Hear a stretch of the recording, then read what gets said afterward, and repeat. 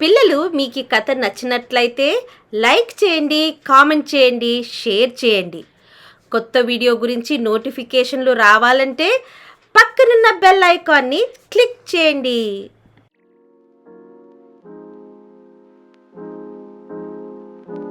Hi పిల్లలు, ఎలా ఉన్నారు?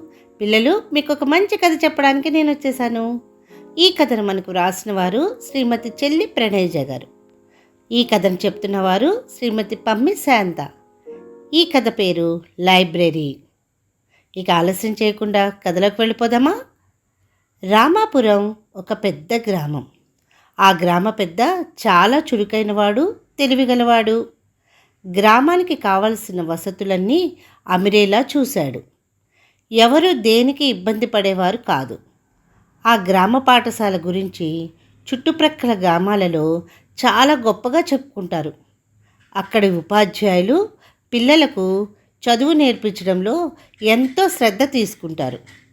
ఉపాధ్యాయులను బట్టి విద్యార్థులు ఉంటారు కదా మరి. ఆ బడి విద్యార్థులు అన్నిట్లో మొదటి స్థానంలో ఉన్నారు.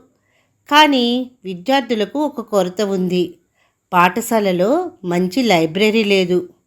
అన్ని విషయాలలో శ్రద్ధ తీసుకునే ప్రధానోపాధ్యాయుడు లైబ్రరీ విషయం మాత్రం అంతగా పట్టించుకునేవారు కాదు. ఆ ఏడాది నారాయణ అనే విద్యార్థి బడిలో చేరాడు. చాలా తెలివైనవాడు, పుస్తకాల పురుగు అని చెప్పవచ్చు. తరగతి పుస్తకాలే కాకుండా జనరల్ నాలెడ్జ్, కరెంట్ అఫైర్స్, కథలు మొదలైన పుస్తకాలు చాలా చదువుతాడు.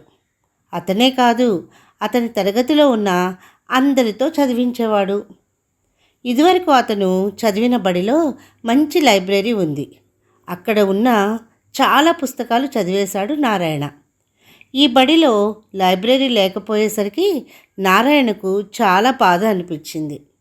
రోజు ఇంటి నుండి వస్తూ తన దగ్గర ఉన్న కథల పుస్తకాలు తెచ్చి కొంత సమయం దొరికిన తరువాత అందరినీ కూర్చోబెట్టి ఆ కథలన్నీ వినిపించేవాడు. తాను చదవడమో లేకుంటే ఎవరితోనో చదివించడమో చేసేవాడు. దానితో మిగిలిన పిల్లలకు కూడా కథల పుస్తకాలు చదవాలన్న ఆసక్తి బాగా పెరిగింది. అప్పటి నుండి వాళ్ళు కూడా తమ దగ్గర ఉన్న కథల పుస్తకాలు తెచ్చి తరగతి గదిలో ఒక అలమరలో పెట్టారు. బడి అయిపోయిన తర్వాత ఒక అరగంట సేపు అందరూ కలిసి తమకు ఇష్టమైన పుస్తకం చదివి ఇంటికి వెళ్ళేవాళ్ళు. వాళ్ళని చూసి మిగిలిన తరగతుల పిల్లలు కూడా తరగతి లైబ్రరీ మొదలుపెట్టారు. రాము, వచ్చేవారం నీ పుట్టినరోజు కదా, మీ అమ్మ వాళ్ళు నీకే బహుమతి ఇస్తారు? రాముని అడిగాడు నారాయణ. నాకు కీ ఇస్తే తిరిగే కారు బొమ్మ కావాలని అడిగానురా. ఎందుకురా అలా అడుగుతున్నావు? అడిగాడు రాము. నీకు కారు బహుమతితో పాటు ఏదైనా జనరల్ నాలెడ్జ్ పుస్తకం ఇవ్వమని అడగరా? మనం రోజు కథల పుస్తకాలే చదువుతున్నాము. జనరల్ నాలెడ్జ్ పుస్తకాలు కూడా చాలా బాగుంటాయి అన్నాడు నారాయణ. నిజమేరా, కారు బొమ్మ కంటే పుస్తకం కొనడమే మంచిది. మా నాన్నను అడుగుతాను అన్నాడు రాము. పుట్టినరోజు తర్వాత రాము జనరల్ నాలెడ్జ్ పుస్తకం బడికి తీసుకుని వచ్చాడు. ఆ పుస్తకంలో బొమ్మలు, విశేషాలు తెలుసుకుని ఆశ్చర్యపోయారు పిల్లలు. అప్పటి నుండి పుట్టినరోజున తమకు పుస్తకం కొనివ్వమని పిల్లలు తల్లిదండ్రులను అడగడం, ఆ పుస్తకాన్ని తరగతి లైబ్రరీలో చేర్చడం మొదలుపెట్టారు.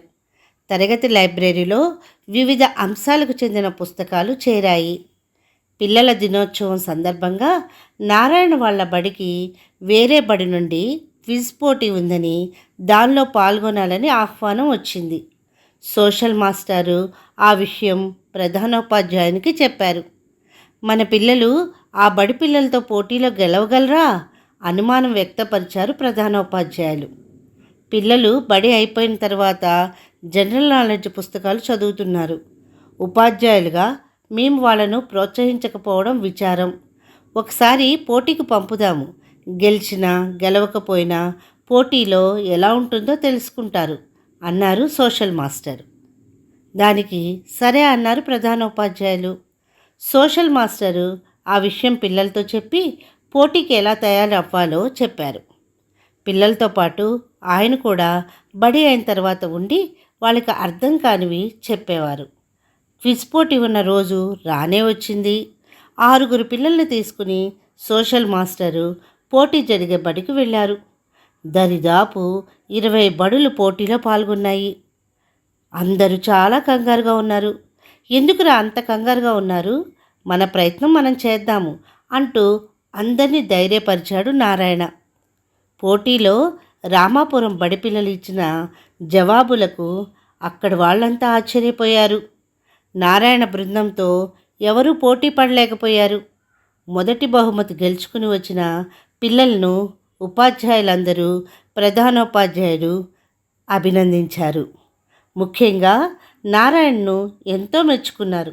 అంతేకాదు బడిలో ఒక గదిలో లైబ్రరీ ఏర్పాటు చేసి దిన, వార, మాస పత్రికలతో పాటు పిల్లలకు అవసరమైన అన్ని పుస్తకాలను కొన్నారు ప్రధానోపాధ్యాయులు. కొత్త పుస్తకాలు చదవడంలో పిల్లలు చాలా ఆనందంతో చదువుతూ ఉండేవాళ్ళు. సరే పిల్లలు, ఈ కథ మీకు నచ్చిందా? మరి రోజుకొక పుస్తకాన్ని చదవండి, విజ్ఞానాన్ని పెంచుకోండి. పుస్తకాలు చదవడం చాలా మంచి అలవాటు. మరొక మంచి కథతో మళ్ళీ కలుసుకుందాం. అంతవరకు సెలవు.